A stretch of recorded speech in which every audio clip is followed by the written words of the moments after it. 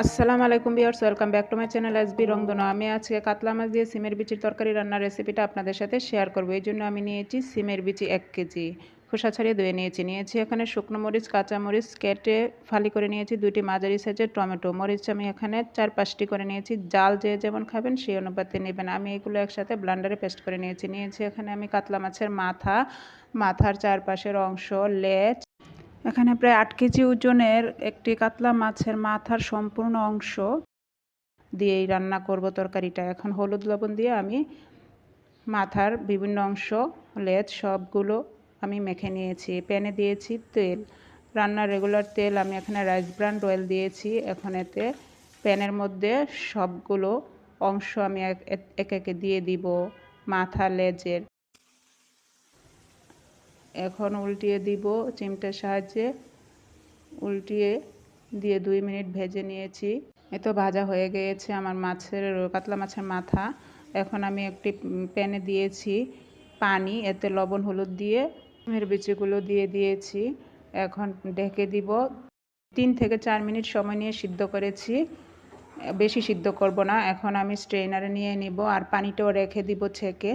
এখন প্যানে দিয়েছি আমি আবারও তেল, পরিমাণ মতো তেল দিয়েছি আর দিয়েছি আমি 2 টেবিল চামচ পেঁয়াজ কুচি, একটি তেজপাতা ছিঁড়ে দিয়েছি 1 টেবিল চামচ পেঁয়াজের পাতার কুচি।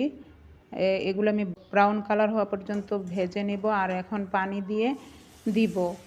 আর দিয়েছি স্বাদ মতো লবণ, 1 চা চামচ হলুদের গুঁড়ো, 1 চা চামচ জিরার গুঁড়ো, 1 চা চামচ ধনিয়ার গুঁড়ো, 1 চা চামচ করে আদা রসুনের পেস্ট। এগুলো দিয়ে আবারও আমি মশলাটা কষিয়ে নিব। আর ব্লেন্ডার করে রাখা মশলাটা দিয়ে দিব, এতে দিয়ে আবারও কষিয়ে নিব। আর ওই স্ট্রেনারে যে পানি ঝরিয়ে রেখেছি সিমের বিচিগুলো, এগুলো দিয়ে দিব। আর সিমের বিচিগুলো সিদ্ধ করে নিয়েছি, এই কারণে 2-3 মিনিট সময় নিয়ে সিদ্ধ করব, বেশি সময় নিব না। আর এগুলো কালার খুব ভালো হয়, হলুদ লবণ দিয়ে সিদ্ধ করেছি যেহেতু। আর তাছাড়া সিমের বিচির যে একটা স্মেল থাকে সেটাও চলে যায় আলাদাভাবে একটু সিদ্ধ করে নিলে। এখন আমি মাছের মাথাগুলো দিয়ে দিয়েছি আর ওই সিদ্ধ করে যে পানিটা ঝরিয়ে রেখেছি সেই পানিটা দিয়ে একটু কষিয়ে নিব মাছের মাথা এবং সিমের বিচিগুলো। ঢেকে দিয়েছি 2 মিনিটের জন্য। 2 মিনিট পরে ফিরে আসছি। এই তো কষানো হয়ে গিয়েছে প্রায়। এখন আমি গরম পানি দিয়ে দিব। আমি একটি প্যানে 1 মগ গরম পানি করে নিয়েছি, সেটা দিয়ে দিয়েছি। এই তো সিদ্ধ হয়ে গিয়েছে আমার সিমের বিচিগুলো, আপনাদের দেখিয়ে দিচ্ছি কেমন হয়েছে, দেখতেই পাচ্ছেন। এখন আমি এগুলো ধনিয়া পাতা দিয়ে দিব। আমি 1 মুঠ ধনিয়া পাতা দিয়ে আবারও ভালো করে মাছের মাথা এবং সিমের বিচিগুলো নেড়ে মিশিয়ে দিয়েছি ধনিয়া পাতাটা। এখন আবারও উপরে 1 মুঠো ধনিয়া পাতা কুচি দিয়েছি, দিয়ে 2 মিনিট ঢেকে দিব। 2 মিনিট জন্য চুলার আঁচটা মিডিয়ামেই রাখবো। এই তো 2 মিনিট পর ফিরে আসছি।